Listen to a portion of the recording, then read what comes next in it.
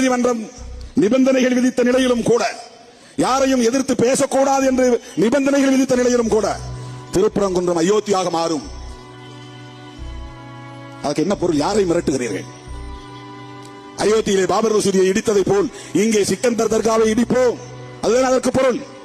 தர்காவை இடமாற்றி வைத்துக் கொள்ளுங்கள், இல்லை என்றால் இடித்து தகர்ப்போம், அதுதானே அதற்கு பொருள்.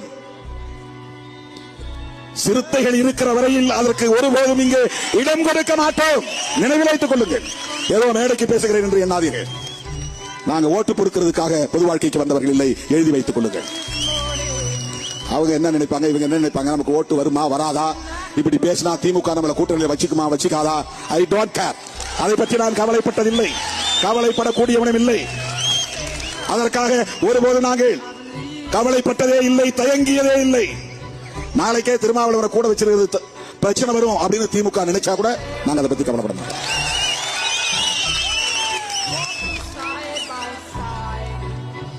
நாங்கள் மத நல்லிணக்கத்தை விரும்புகிறோம், சமூக நல்லிணக்கத்தை விரும்புகிறோம்.